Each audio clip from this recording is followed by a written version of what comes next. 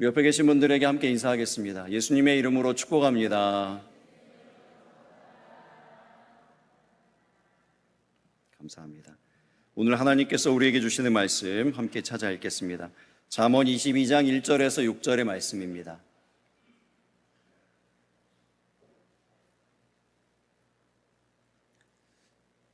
잠언 22장 1절부터 6절까지 말씀 다 같이 한 목소리로 마음을 다하여 같이 읽겠습니다. 많은 재물보다 명예를 택할 것이요 은이나 금보다 은총을 더욱 택할 것이니라. 가난한 자와 부한 자가 함께 살거니와 그 모두를 지으신 이는 여호와시니라. 슬기로운 자는 재앙을 보면 숨어 피하여도 어리석은 자는 나가다가 해를 받느니라. 겸손과 여호와를 경외함의 보상은 재물과 영광과 생명이니라. 배역한 자의 길에는 가시와 올무가 있거니와 영혼을 지키는 자는 이를 멀리 하느니라. 마땅히 행할 길을 아이에게 가르치라. 그리하면 늙어도 그것을 떠나지 아니하리라. 아멘. 자리에 앉으시기 바랍니다. 주위에 계신 분들과 다시 한번 인사하겠습니다. 하나님의 환대를 경험하는 하루 되세요.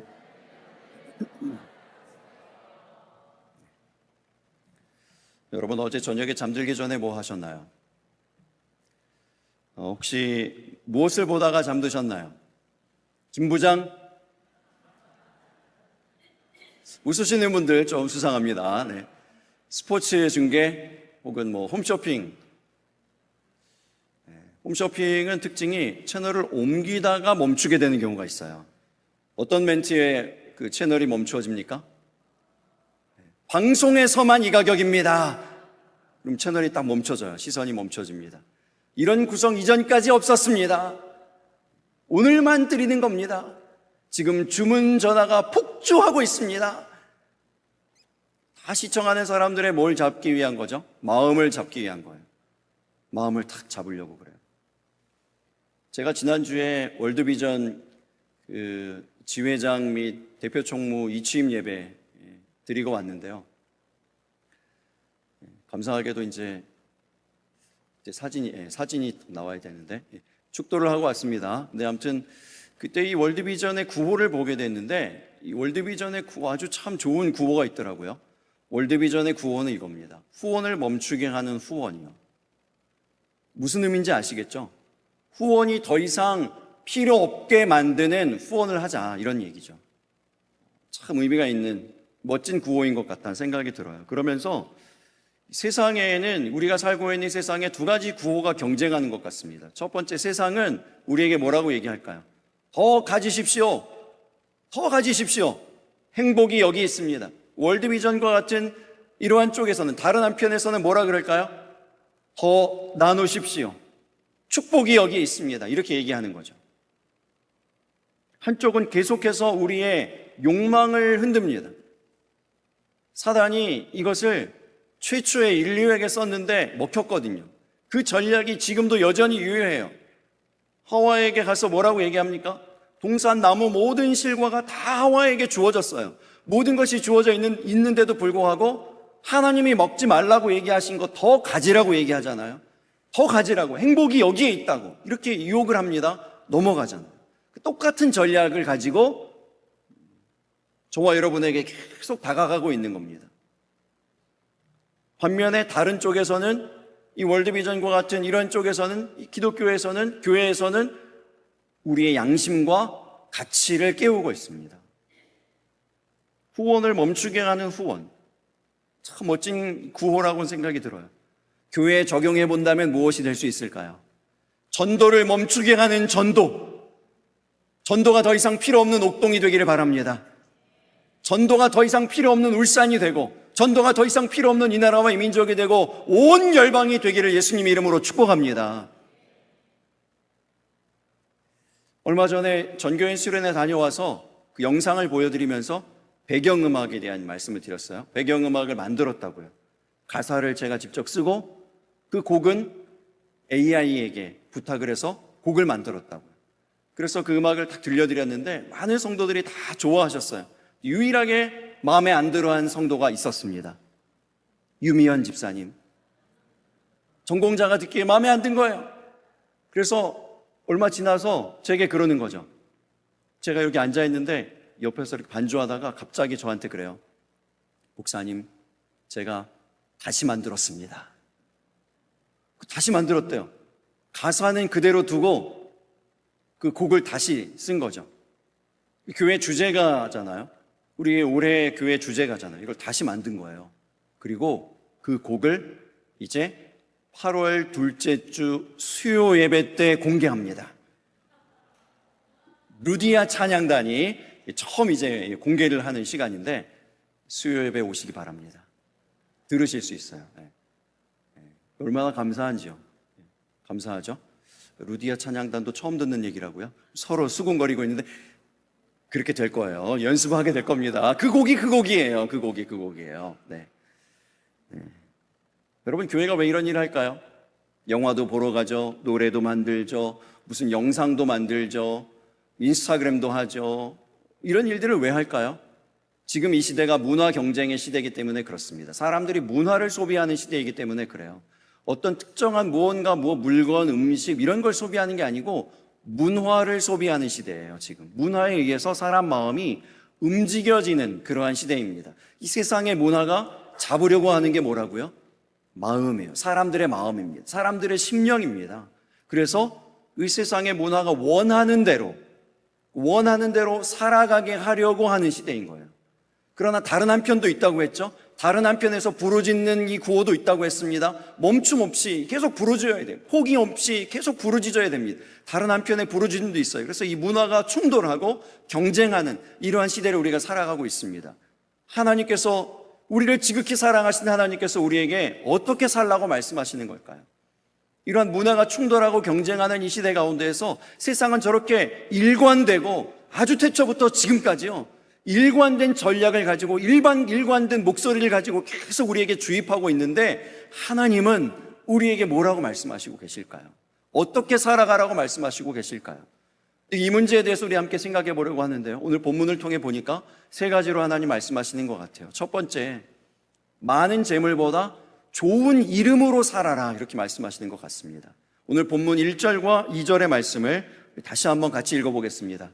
같이 읽습니다.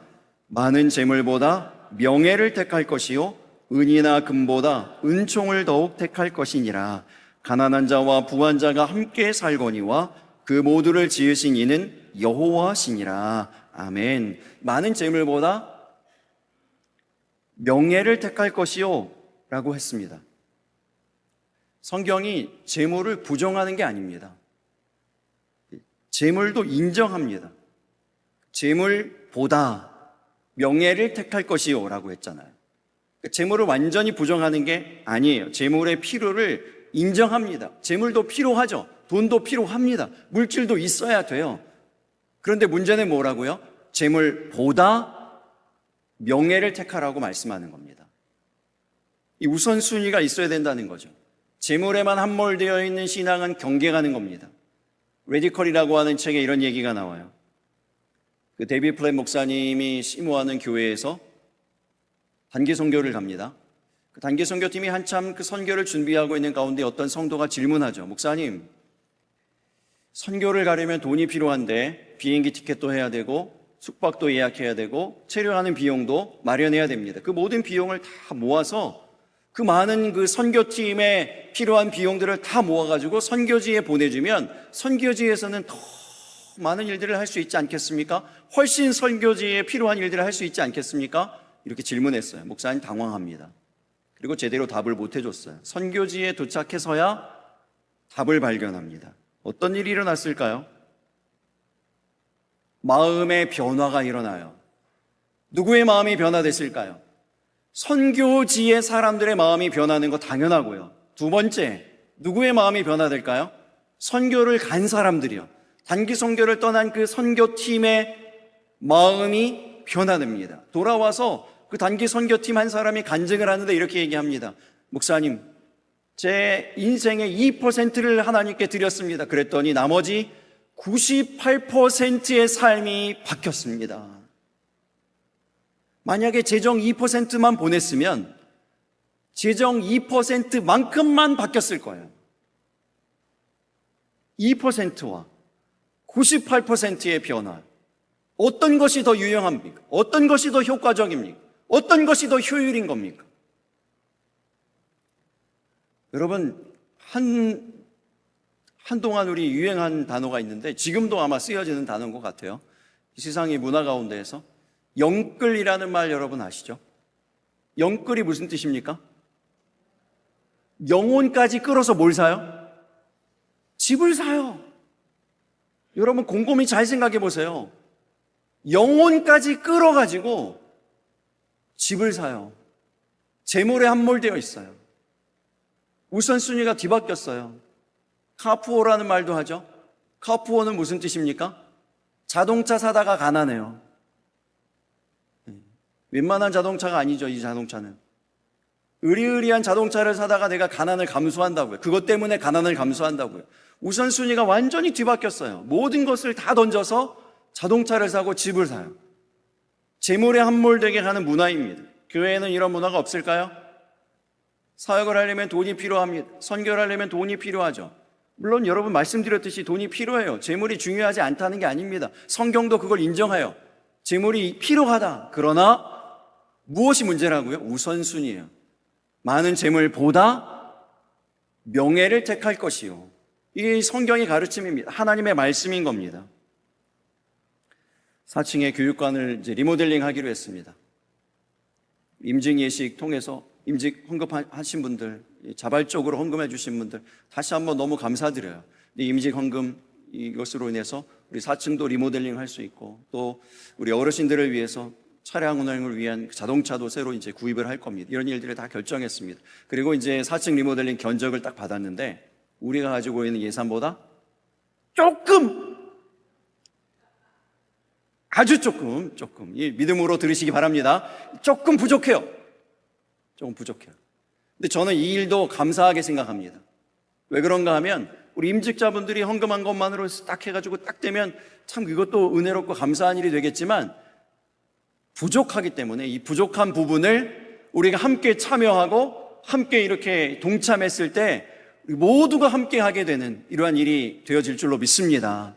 이 일 우리 작년에도 경험했잖아요. 작년에 극동방송 노후 방송장비 교체 모금할 때 우리 교회가 한 장비 전체를 우리가 구입을 하자. 그래서 그 금액만큼 모금을 했습니다. 헌금을 여러분들 하셨어요. 최선을 다해서 해주셔가지고 그 장비만큼 이 준비가 될 듯 했는데 그 뒤에 끝자락이 약간 안 맞았어요. 한 27만 원이었 돈인가요? 근데 그 정도가 부족했어요. 그런데 이게 무슨 하나님의 뜻이 있나 보다 생각이 들고 제가 그 부족한 채로 그대로 들고 갔습니다. 그런데 방송을 하는 중에 그 27만 원 되는 그 돈을 미래 자립교회 한 교회에서 우리가 그 일에 동참하겠습니다 하고 동참해가지고 결국은 그 장비에 이름을 붙이는데 욱동중앙교회 하고 그 옆에 그 교회 이름도 함께 하게 되었습니다. 그 교회가 얼마나 감사하는지 몰라요. 얼마나 감격해하는지 모릅니다. 많은 재물보다 명예를 택할 것이요, 이렇게 말씀했어요. 이 말씀의 원래 뜻은 뭐냐면 재물을 추구하는 과정에서 명예를 잃지 말라는 얘기입니다. 재물을 추구할 수 있어요. 당연히 돈을 열심히 벌어야죠. 모아야죠. 교회도 그렇습니다. 헌금이 있어야 돼요. 재정이 있어야 돼요. 그런데 그 일을 함에 있어서 명예를 잃지 말라. 이 명예가 뭐냐면요, 원래 원어적인 의미는 좋은 이름입니다. 좋은 이름이에요. 그래서 전도서 7장 1절에 이런 말씀이 있어요. 좋은 이름이 좋은 기름보다 낫고. 이때 시대의 성경시대 사람은 이 말씀을 듣고 굉장히 딱 와닿았을 거예요. 지금은 우리가 잘 무슨 얘기인지 모르는데요, 이때 시대에는 가장 값비싸고 귀하고 향기 나는 것의 대명사가 기름이었습니다. 기름이 비싼 거였어요. 그리고 기름은 향기 나는 것의 대명사입니다. 근데 이것보다 좋은 이름이 더 낫다는 거예요. 좋은 기름의 향기는 언젠가 시간이 지나면 없어져요. 근데 좋은 이름의 향기는 영원하다는 거죠. 영원할 수 있다는 겁니다. 그래서 2절로 연결됩니다. 이렇게 연결돼요. 2절 말씀을 같이 읽어보겠습니다. 가난한 자와 부한 자가 함께 살거니와 그 모두를 지으신 이는 여호와시니라. 함께 살거니와는 여러분 성경에도 설명이 되어 있는데 서로 만나거니와 이런 거예요. 이런 뜻이에요. 가난한 자와 부한 자가 어디서 만나게 될까요? 여호와 앞에서. 우리 모두는 다 어느 날, 하나님의 날, 주님의 날, 심판의 날, 그 마지막 날에 여호와 앞에 다 서게 될 줄로 믿습니다. 그때 가난한 자와 부한 자가 다 한 자리에 다 모이는 거죠. 그때 남는 것은 좋은 기름이 아니고 좋은 이름만 남는 거예요. 좋은 이름의 향기만 남는 겁니다. 우리 모두 서로에게 좋은 이름으로 기억되는 삶이 되시기를 예수님의 이름으로 축복합니다. 좋은 이름의 삶을 살라는 이야기는 그런 거예요. 좋은 이름의 삶을 살라. 많은 재물에 함몰되어 있지 말고 그 재물 쫓아가다가 그 이름, 소중한 이름 잃어버리지 말고 좋은 이름을 붙잡으면서 좋은 이름을 위한 삶을 살라. 이렇게 말씀하고 있는 겁니다. 그 좋은 이름에 대한 아주 좋은 설명이 이 노래에 있다고 생각이 들어요. 사람을 살리는 노래라는 제목의 노래인데요. 그 가사가 이렇습니다. 주 부르심 따라 예수 이름 부르며 나의 인생을 드렸네. 사람들이 이해 못하고 결과 어떠하든지 주만 따라가길 원했네. 후렴이 이래요. 후렴에 보면 이렇게 얘기합니다. 가사가 나와야 되는데 왜 안 나올까요? 내 노래가 상한 영혼 일으켜 다시 살게 하는 노래가 되길. 주배 올 때 착한 일꾼이라 칭찬받기나 원하네. 주님을 배우는 그날이요, 여호와 앞에 서는 그날, 어떤 사람이 칭찬을 받을까요? 잘하여 또다 착하고 충성된 종아라고 누가 칭찬받을까요? 이 세상에 있는 그 어떤 물질로든 영혼으로든 신앙적으로든 영적으로든 가난한 사람들이 이 땅 가운데 있는데 부한 우리들이 그 부함을 나누어 주는 삶을 살 때요, 그 마지막 순간 여호와 앞에 섰을 때 그 가난한 사람들이, 이 가사에 보면 상한 영혼들이요, 그 상함 가운데 치료함을 얻고 도움을 얻고 위로를 얻고 격려를 얻은 그 사람들이 어떤 일들을 증언할까요? 하나님 아버지, 바로 여기 있는 이 사람 때문에 내가 여기 있습니다. 바로 여기 있는 이 사람의 그 위로와 격려와 그 나누어줌 때문에, 그 헌신 때문에 내가 지금 여기에 있습니다 라고 하는 이러한 이 감격이요, 이 감사한 이 고백들이요, 이 간증들이 그 마지막 순간 여호와 앞에서 일어나게 되기를 예수님 이름으로 축복합니다. 이런 일들이 있어야 되는 거죠. 저는 지난 주간에 그런 아주 조그마한 그런 그 간증을 얻게 됐어요. 그 월드비전 예배에 들어갔는데 예배를 드리고 마치고 나서 식사를 하는데 어떤 목사님이 다가와서 인사를 합니다. 목사님, 제가 옥동교회 출신입니다. 이분이 다른 교단 목사님이거든요. 옥동교회 출신입니다. 그래요. 그래서 그러세요? 어떻게 옥동교회 출신이세요? 그랬더니 이분이 설명하는데, 제가 청년 때 옥동교회 다녔습니다. 청년부 활동도 하고요, 새벽 예배도 열심히 드리고 우리 권사님들과 함께 그 식당에서 열심히 예배하고 기도하고 막 그랬었습니다. 그러다가 늦게 신학을 하고 신학교에 가서 목사가 되었는데, 처음 신학교 갔을 때 그 장학금도 김영호 목사님이 한두 학기 이렇게 지원해 주시고 그랬습니다. 그래서 그 은혜로 내가 지금 목사가 되었습니다. 그런 얘기를 하시는 거예요. 그래서 얼마나 감사한지요. 그래서 그 목사님 만나고 저보다 한참 선배 목사님인 줄 알았어요. 그래서 목사님 그랬더니 나중에 알고 봤더니 저보다 3살이나 밑이더라고요. 그래서 갑자기 그래요. 누군지 여러분 대충 아실 거예요. 오래 다니신 분들은. 사람을 세우는 삶인 거죠. 이름을 기억하잖아요. 난 옥동교회 출신입니다. 이름을 기억하잖아요. 좋은 이름의 이 효과가 여기에 있는 거예요. 많은 재물보다 좋은 이름을 택할 것이요, 명예를 택할 것이요, 좋은 이름을 택할 것이요, 이렇게 말씀하고 있는 겁니다. 사람을 세우는, 사람을 살리고 영혼을 일으키는, 상한 영혼들을 일으키는 삶을 사시기를 바랍니다. 영혼을 다 끌어내어서, 영혼까지 다 끌어내어서 무언가 유한한 재물, 좋은 기름에 함몰되어 있는 삶이 아니라 하나님 명령하신 분명한 이 좋은 이름의 삶을 향하여서 우리의 삶을 살아내는 저와 여러분 다 되시기를 예수님 이름으로 축복합니다. 두 번째, 위험 가운데에서 영혼을 지켜내는 삶을 살라고 말씀하죠.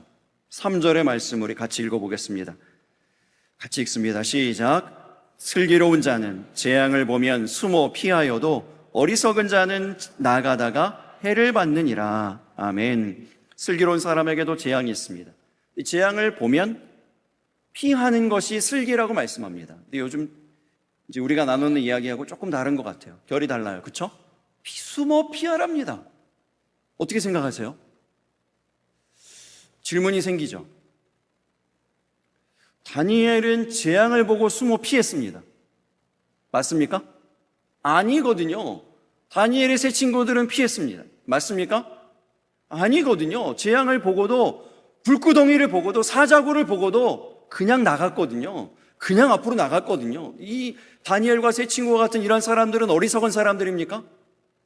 오늘 이 성경 3절의 말씀에 의하면 슬기로움이 없거든요. 숨어 피해라고 했는데 슬기로운 사람은 재앙을 보고 숨어 피한, 이 사람들은 그렇지 않잖아요. 어떻게 이해해야 될까요? 그래서 여러분 성경을 읽을 때 중요한 것이 맥락이에요. 그 다음 4절의 말씀을 보시기 바랍니다. 4절 말씀도 같이 읽어보겠습니다. 시작. 겸손과 여호와를 경외함의 보상은 재물과 영광과 생명이니라. 재물과 영광과 생명에만 여러분 눈독 들이지 마시고 앞에 제일 먼저 나오는 게 뭐예요? 겸손에 대한 이야기를 하고 있는 거라는 얘기입니다. 지금 겸손한 사람은요, 재앙이 뻔히 보이는 일에 있어서 무모하게 앞으로 가지 않는다는 얘기예요. 성경은 용감함과 무모함은 구분합니다. 이 무모함에 대한 경계의 말씀인 거예요. 무모함, 교만하고 자만한 거죠. 하나님께서 분명히 이 경고등, 재앙의 경고등을 켜셨는데도 불구하고 나는 괜찮아. 내가 뭐 지금까지 신앙생활을 몇 년을 했는데 나는 괜찮아. 나는 아무런 문제 없어. 괜찮아. 이렇게 하면서 나가는다가 해를 받는다는 거예요. 이 교만함에 대한 이야기를 하는 거예요. 여러분 많이 여러분 자주 얘기하시잖아요. 의사가 이거 끊으셔야 돼요. 이거 하지 마세요. 뭐 운동하세요. 뭐 하세요. 이러면 뭐라 그러세요? 내 몸은 내가 제일 잘합니다. 그리고 말을 안 따라요. 그렇게 계속 살면 어떻게 돼요? 해를 당하느니라, 이런 얘기하는 겁니다. 요셉이 유혹의 그 위험 가운데에서 어떻게 해요? 옷을 벗어 던질지언정 도망가는 거죠. 피하는 거예요, 그 자리를. 디모데후서 2장 22절의 말씀에 보면 사도 바울이 이 젊은 디모데 목회자에게 분명히 권고하고 권면하는 이야기가 바로 이건 겁니다. 너는 청년의 정욕을 피하고, 도망치라는 거예요. 이걸 정면으로 맞설 일이 아니라는 거죠. 이거는 피하고 도망치는 설기가 있어야 된다는 거예요. 예수님도 예수님의 때가 아직 되지 않았을 때에는요, 사람들을 피해 한적한 곳으로 가셨습니다. 숨어 피하는 지, 이 슬기가 있어야 돼요. 예수님도 피하시는데요. 도대체 우리는 누굽니까? 인생에 뻔히 보이는 위험도 있지만 예측하지 못하는 문제들도 있습니다. 5절의 말씀을 계속 보겠습니다. 5절 말씀도 우리 같이 읽어보겠습니다. 시작. 패역한 자의 길에는 가시와 울무가 있거니와 영혼을 지키는 자는 이를 멀리 하느니라. 아멘. 이 사람의 길이 왜 패역한 자의 길인지를 이렇게 설명합니다. 가시와 울무가 있거니와. 가시는 보이는 위험을 얘기하는 거고요. 울무는 보이지 않는 위험을 얘기하는 거예요. 울무는 덫이거든요.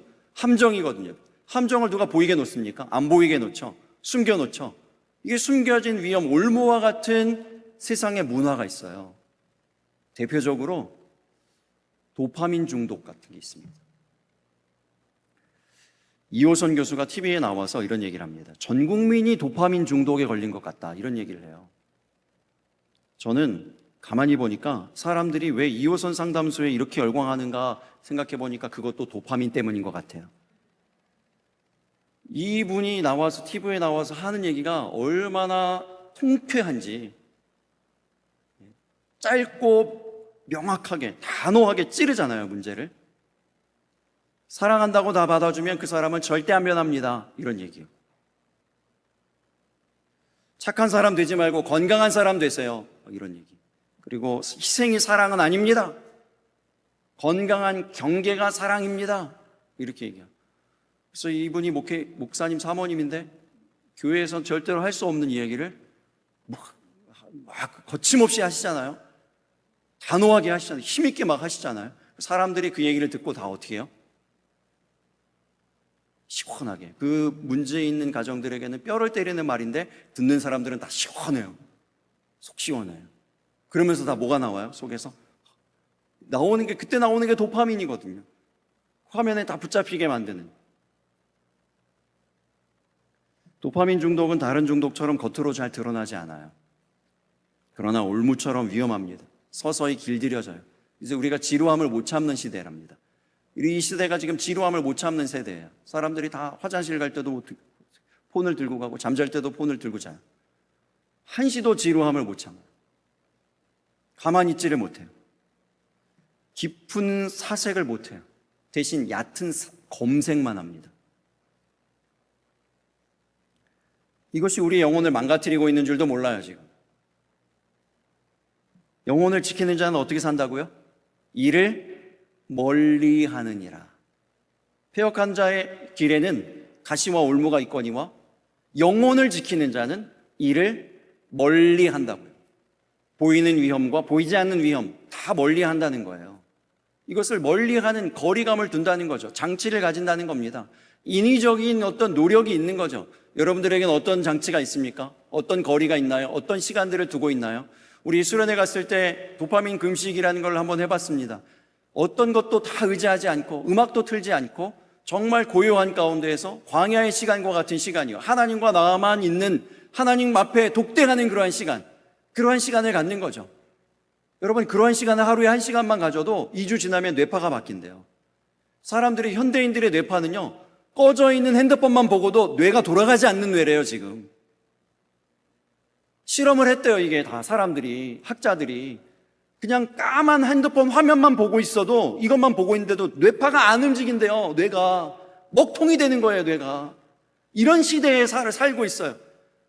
훈련이 안 된 거죠. 아무것도 없으면 머리가 안 돌아가는 그런 훈련이 잠식되어 있는 거예요. 세상의 문화 가운데에서. 훈련해야죠. 아무것도 없어도 뇌가 활발하게 돌아갈 수 있도록, 우리의 심령이 막 움직일 수 있도록, 우리의 믿음과 신앙이 작동할 수 있는 그런 훈련들이 있게 되기를 바랍니다. 이 사색이 검색을 뛰어넘는 그런 능력을 여러분 잃어버리지 말게 되시기를 바랍니다. 이거 연습해야 돼요. 하루에 1시간씩 여러분 기도하면서 혹은 독서하면서 묵상하면서 사색하면서 하나님과 교제하면서요. 여러분, 기도할 제목이 얼마나 많습니까? 여러분 가운데 기도할 제목에 기도의 응답을 AI가 알려준다고 해? 못 알려준다고요? 지난주에 말씀드렸잖아요. AI가 못 알려준다. 안 알려줘요. 하나님이 뭐라고 하시는지, 하나님이 왜 내가 응답받지 못하는 이 침묵의 시간을 지나가게 하시는지, 왜 이런 환경과 이런 여건들을 마련해 주셨는지, 이런 일들을 왜 만나게 해주셨는지 AI가 답을 못 준다고요. 아무리 검색해도 안 나온다고요. 깊은 묵상 가운데, 사색 가운데 주님, 주여, 주여. 그 다음 기도가 이어지지 않아도 좋아요. 주여, 주여. 아버지, 내 아버지, 내 아버지, 내 마음 아시는 주님. 주님의 이름만 30분이든 1시간이든 여러분 불러보세요. 주님이 응답해 주실 줄로 믿습니다. 그 영혼을 지켜야 돼요. 영혼을 지켜내시기 바랍니다. 세 번째, 답이 아니라 길을 가르치는 삶을 사시기 바랍니다. 교육의 달을 지나고 있습니다. 우리 아이들에게 무엇을 가르치시겠습니까? 본문 6절의 말씀 우리 같이 다시 한번 읽어보겠습니다. 마땅히 행할 길을 아이에게 가르치라. 그리하면 늙어도 그것을 떠나지 아니하리라. 제 기억에 가장 반응이 폭발적이었던 설교 유머가 있었습니다. 제가 설교할 때 유머를 가끔 쓰는데 제일 반응이 폭발적이었던 유머가 하나 있어요. 그때도 여름이었습니다. 주중에 한번 교회가 다 온 건물이 정전이 된 적이 있어요. 그래서 우리 교회에 세계적인 전기 전문가가 계시잖아요. 은퇴하셔도 끝까지 쓰임받는, 그래서 쿠웨이트까지 부름받아가지고 지금 가고 계신 이상도 장로님에게 전화를 했습니다. 장로님, 교회 건물이 지금 정전됐어요. 어떻게 하죠? 장로님 뭐라 그러셨다고요? 한전에 전화하세요. 이 매몰찬 얘기가 아니에요. 냉정한 얘기가 아니죠. 이분은 뭘 알려준 거예요? 방법을 알려주신 거예요. 제일 효과적이고 빠른 방법. 본인은 지금 회사에 계시고 달려올 수도 없고 뭐 어떻게 해줄 수도 없고 한전에 전화하면 금방 고쳐집니다. 답을 알려준 거죠. 과정을 알려준 거예요. 여러분, 우리 아이들에게 이런 과정이요, 정말 효과적이고 정말 생명의 길, 영원한 길, 붙잡아야 되는 길, 마땅히 행할 길, 이런 것들을 알려줘야 됩니다. 이 과정을 하나님께서 참 강조하시는데요. 가데스 광야에서 모세가 반석에다가 지팡이를 2번 쳤어요. 광야에서, 사막에서 제일 필요한 게 뭐예요? 물이에요. 물이 천연 안반수 콸콸콸 쏟아져 나옵니다. 얼마나 그 물이 많이 나왔는가 하면 수백만 명의 이스라엘 백성들이 다 먹고 그들이 가지고 있었던 짐승들도 다 마시고 흡족하게 다 마셨어요. 해갈이 다 됐습니다. 그럴 정도로 물이 콸콸콸 쏟아져 나왔는데 그 사건을 통해서 모세는 가나안 땅에 못 들어갑니다. 왜요? 그 과정 가운데 마땅히 행할 길로 행하지 않았어요. 사울이 왕되고 나서 이스라엘의 철천지 원수인 이 아말렉하고, 여러분 다윗 영화 보면 거기도 나옵니다. 아말렉하고 전투할 때 아말렉을 이겼습니다. 대승을 거두고 전리품을 거둬가지고 사람들과 병사들과 함께 기뻐하면서 춤추면서 막 그렇게 승리를 만끽하면서 돌아왔는데, 그 사건을 통해서 사울은 하나님께 버림받습니다. 왜요? 그 과정 가운데 마땅히 행할 길로 행하지 않았기 때문에요. 반면에 사도행전 3장에 보면 40살이 되도록 한 번도 일어나 보지도 못했던 그 한 사람이 어느 한 날, 정말 나에게 필요한 건 은과 금인데 한 푼도 얻지 못합니다. 은과 금이 손에 들어오질 않아요. 마침 베드로와 요한이 지나가서 그가 원하던 답은 은과 금이죠. 은과 금을 원하는 거예요. 은과 금을 원했는데 역시나 베드로와 요한에게서도 은과 금을 못 얻는다고요. 실패한 하루예요. 완전히 실패한 하루. 빈털터리가 되는, 집으로 돌아가면 기다리고 있는 가족들에게 아무것도 주지 못하는 그러한 실패의 하루거든요. 그런데 하나님께서 전혀 다른 방법으로 일하시죠. 그가 전혀 생각하지 못했던 길이 열립니다. 어떤 길이에요? 일어나는, 걷게 되고 뛰게 되고, 성전으로 한 번도 평생 들어가 보지 못했는데, 이게 몸이 불편하니까 성전 들어갈 수가 없어요. 율법에 의해서. 성전으로 당당하게 들어가는 그러한 새로운 길이 열렸음을 믿으시기 바랍니다. 무엇 때문에요? 마땅히 행할 길, 그 길 대신 예수 그리스도가 그에게 주어졌기 때문입니다.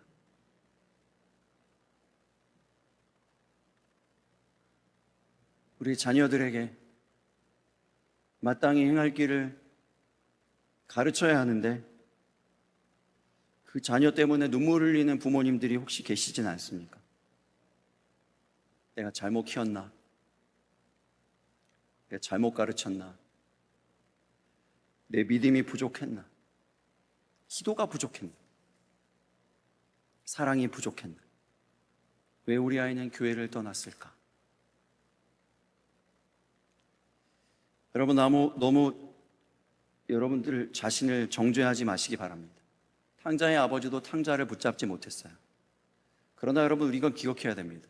탕자의 아버지가 떠나는 탕자를 붙잡지는 못했어도 다시 돌아올 그 길, 돌아와야만 하는, 그 마땅히 있어야 하는 그 길 위에 아버지는 계속 서 있습니다. 한밤중에 성전을 떠나가지 못하고 한밤중에 여호와의 성전에 서 있는 여호와의 모든 종들아, 그 말씀 가운데 있는 그 사람들이 왜 떠나지 못할까요? 마땅히 누군가 돌아와야 하는데 아직 돌아오지 못하고 그 자리에 여전히 서 있는 거죠. 마땅히 행할 길을 가르치실 수 있기를 바랍니다. 무엇이 마땅히 행할 길입니까? 여러분, 무엇이 마땅히 행할 길이에요? 세상의 문화는요, 그 마땅히 행할 길을 자꾸 희미하게 하고 그 경계를 무너뜨려요. 선악의 경계를 무너뜨립니다. 그렇죠? 성별의 경계를 무너뜨립니다. 가정의 경계, 부부의 경계, 도덕의 경계, 윤리의 경계, 다 경계를 무너뜨려요. 희미하게 만듭니다. 무엇이 옳은 건지 그른 건지 참과 거짓인지 누가 나쁜 놈인지 누가 좋은 사람인지 구분이 없어요. 요즘의 문화에 보면 다 비슷비슷해요. 비슷비슷하게 다 흐려버려요.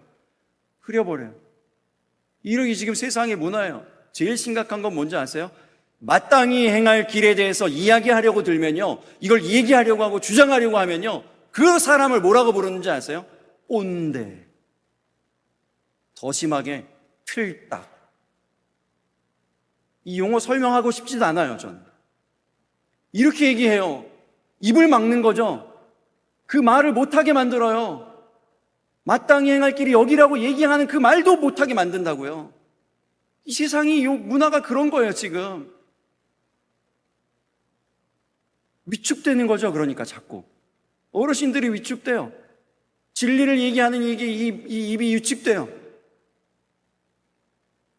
그러나 여러분, 이 시대에도 분명히 마땅히 행할 길이 있음을 믿으시기 바랍니다. 마땅히 행할 길이 뭐예요, 여러분? 우리가 우리 아이들에게 마땅히 행할 길 가르치라고 하나님 분명히 말씀하시는데 뭘 가르쳐야 됩니까? 예수가 길입니다. 예수가 길이잖아요. 예수 위에 길이 있나요? 예수 위에 생명이 있나요? 예수 위에 구원이 있나요? 없어요. 예수님만이 길입니다. 복음만이 살 길입니다. 예배만이 살 길입니다. 기도만이 살 길입니다. 아멘이 제가 원하는 때까지 나올 때까지 계속 해보겠습니다. 예배만이 살 길입니다, 여러분. 기도만이 살 길입니다. 기도 이외에는 이런 다른 방법이 없다고 예수님 분명히 말씀하셨잖아요. 전도만이 길이에요. 헌신하고 봉사하고요. 또 세상으로 나아가서 정직하게 살고 성실하게 살고 마땅히 행할 길들이 있어요. 마땅히 행해야 될 길들이요. 말한 것을 지키고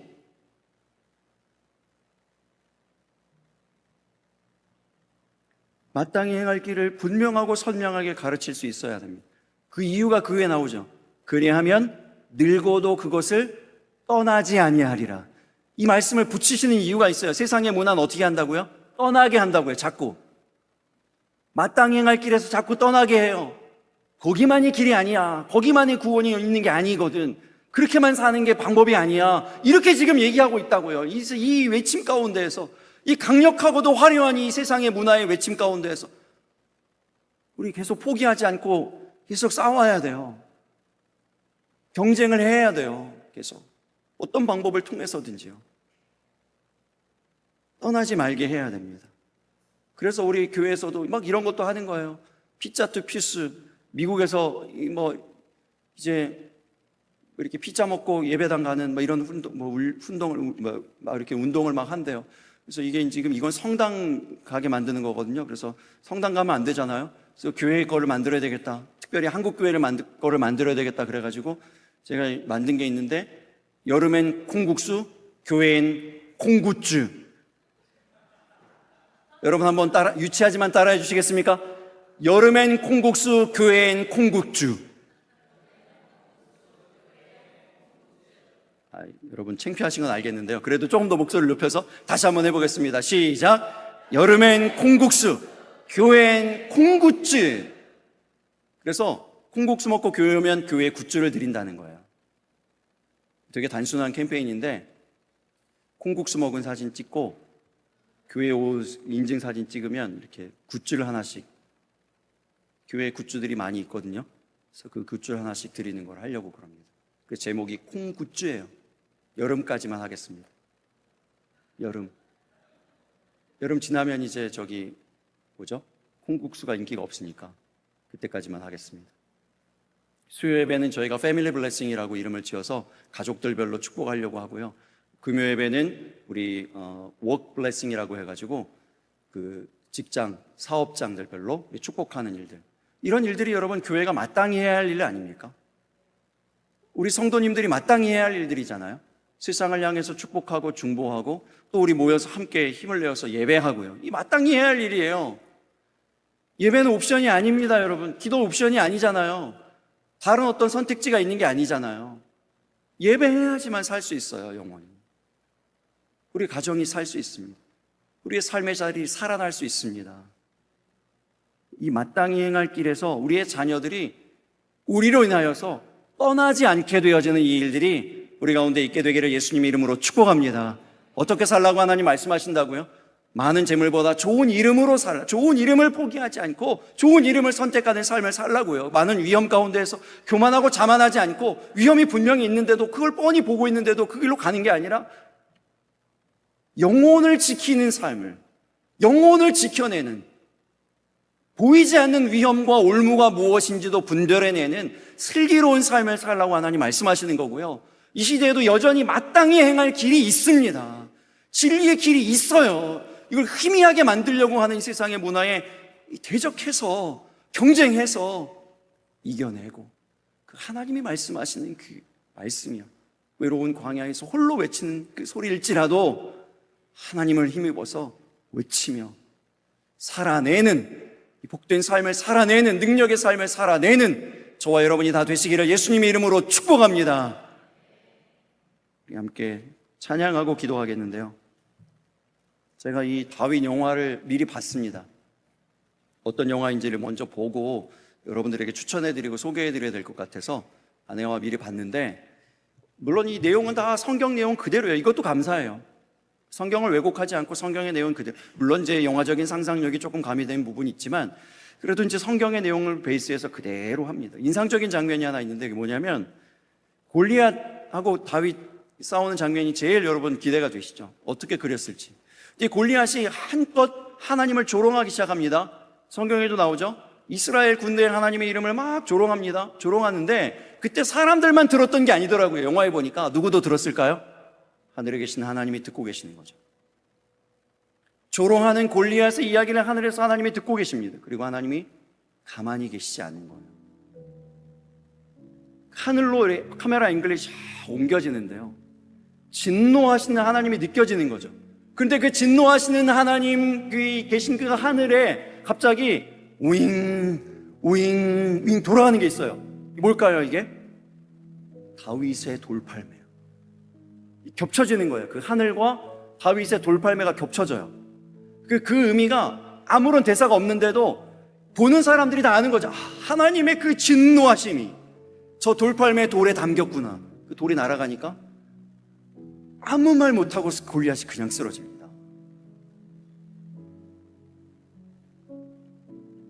어쩌면 세상의 문화와 같은 게 골리앗이에요. 우리가 던지는 것은 조그만 돌팔매 하나 할 수 있습니다. 우리가 지금 외치는 이 외치며 찬양하고 기도하고 예배하는 거요, 세상의 그런 화려한 그런 문화에 비하면 이건 뭐 아무것도 아닌 거죠. 그러나 여러분, 보고만 있지 맙시다. 세상의 문화가 하나님을 조롱할 때, 하나님의 이 마땅히 행할 길을 무시할 때 가만히 있지 않은 우리들의 그 던지는 그 돌 하나, 그 하나에 하나님께서 힘 주실 줄로 믿습니다.